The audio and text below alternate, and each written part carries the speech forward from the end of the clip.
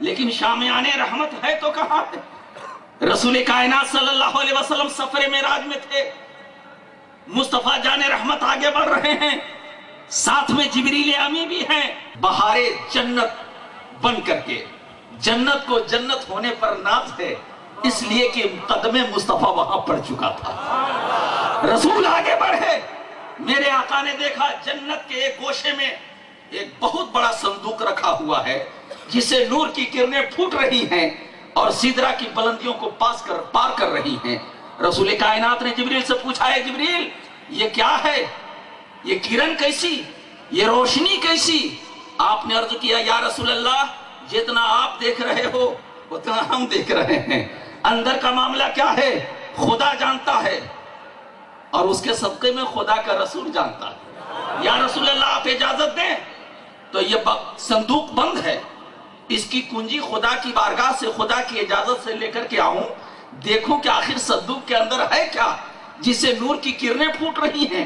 نبی نے اجازت دی، حضرت جبریل گئے، چابی لے کر کے آئے، تالا کھولا، صندوق کو کھولا، دیکھا صندوق کے اندر ایک اور صندوق ہے، اس کو کھولا، دیکھا اس کے اندر ایک اور صندوق ہے، اس کو کھولا، اس کے اندر ایک اور صندوق ہے۔ 7 صندوقوں کو کھولنے کے بعد دیکھا جبریل نے اس کے اندر ایک صندوقچی ہے، اسے کھولا گیا تو دیکھا ایک انتہائی صاف و شفاف نورانی چادر ہے، جسے نور کی کرنیں پھوٹ رہی ہیں اور عرش اعظم کی بلندیوں کی طرف جا رہی ہیں، سدرہ کی بلندیوں کو چوم رہی ہے۔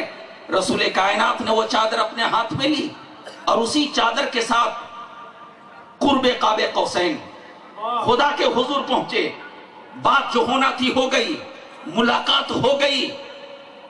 رسول کائنات خدا کی بارگاہ میں عرض کرتے ہیں، میرے معبود یہ چادر کیسی ہے؟ اس کا مقصد کیا ہے؟ یہ کیا ہوگی؟ پروردگار عالم نے فرمایا، میرے محبوب یہ چادر تمہارے لیے ہے، یہ چادر تمہارے لیے ہے۔ اس چادر کا مقصد یہ ہے، اس کا مقام یہ ہے، اس کی عظمت یہ ہے، اس کی حیثیت یہ ہے، آپ اسے لے کر کے دنیا میں جاؤ۔ میرے معبود میں دنیا میں جاؤں گا، صحابہ کرام آئیں گے، ہر ایک کی خواہش ہوگی، یا رسول اللہ یہ چادر مجھے عطا ہو جائے، خدا میں کسے دوں گا؟ رب نے فرمایا، اے میرے محبوب تم نے اس چادر سے متعلق مجھ سے کچھ سوالات کیے، اس کا سوال کا جواب میں نے دیا۔ آپ کے صحابہ جب اس چادر کو طلب کریں گے تو اپنے صحابہ سے آپ یہی سوال کریں، اور اس سوال کے بعد جو صحابی وہ جواب دے جو جواب میں نے آپ کو دیا ہے، وہ چادر اسی کے مقدر میں ہوگی، چادر اسی کے نصیبے میں ہوگی۔ رسول کائنات تشریف لاتے ہیں، تشریف لانے کے بعد صحابہ کرام کے سامنے یہ بات منکشف ہوئی کہ رسول گرامی وقار ایک ایسی چادر لائے ہیں جس چادر کی خصوصیت خدا جانتا ہے، خدا کے رسول جانتے ہیں، اس کی قیمت کا اندازہ کوئی نہیں لگا سکتا۔ صحابہ کرام نبی کی بارگاہ میں حاضر ہیں، چاہتے ہیں کہ یہ چادر ہمیں نصیب ہو جائے۔ رسول کائنات نے صحابہ کو بیٹھایا، صدیق اکبر کو کھڑا کیا، اے صدیق تم کیا چاہتے ہو؟ کہا یا رسول اللہ میں یہ چاہتا ہوں کہ یہ چادر مجھے آپ عنایت فرما دیں۔ رسول کائنات نے فرمایا، اے صدیق اکبر اگر میں یہ چادر دوں تو تم کیا کرو گے؟ صدیق اکبر نے کہا، یا رسول اللہ اس چادر کو صداقت کی علامت بنا کر میں پوری دنیا میں سچائیوں کو پھیلاؤں گا اور صداقت سے دنیا کو بھر دوں گا۔ نبی نے فرمایا، اے صدیق ہم تمہارے جذبے کی قدر کرتے ہیں، لیکن جواب آل کے بعد دیا تھا، اے صدیق بیٹھ جا۔ صدیق اکبر بیٹھ گئے، حضرت عمر آگے بڑھے، یا رسول اللہ یہ چادر ہمیں عنایت فرمائیے۔ نبی نے پھر سوال کیا، عمر کیا کرو گے؟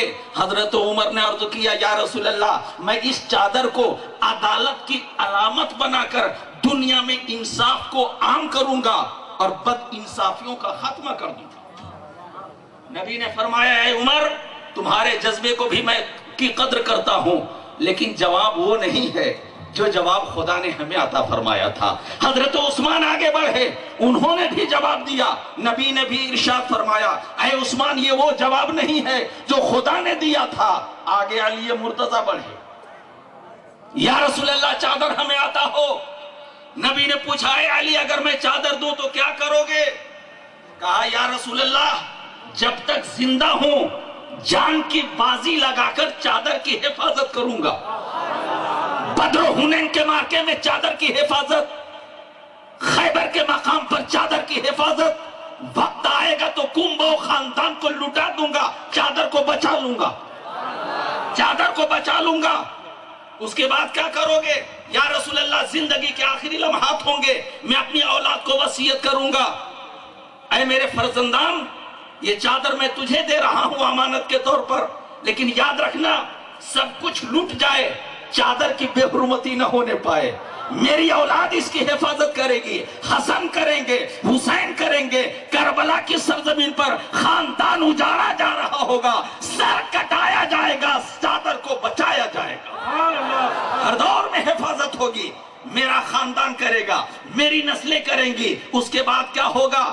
عرض کرتے ہیں یا رسول اللہ قیامت تک چادر کی حفاظت ہوگی، اور جب محشر کا میدان ہوگا، نفسی نفسی کا عالم ہوگا، سورج کی کرنیں جب ہمارے دماغ کو کھولا رہی ہوں گی، انسان پریشان ہوگا، تو یا رسول اللہ اس چادر کو چادر رحمت اور شامیان رحمت بنا کر آپ کی امت کے سروں پر میں پھیلا دوں گا، تاکہ محشر کے میدان میں ان کی حفاظت۔ نعرہ تکبیر، نعرہ رسالت، حیدری، نعرہ چادر قیامت میں کام آئے گی۔ یہی وہ چادر ہے جس کو ہمارے علماء پرچم شفاعت اور لوائے حمد کے نام سے تعبیر کرتے ہیں۔ سبحان اللہ، سبحان اللہ۔ کتنی بڑی چادر، کتنی بڑی چادر۔ ہمارے علماء بیان کرتے ہیں کہ محشر کے میدان میں جتنے لوگ ہوں گے سب اس پرچم کے سائے تلے ہوں گے۔ توجہ چاہوں گا، اس پرچم کے سائے تلے ہوں گے۔ اگر 100 لوگ ہوں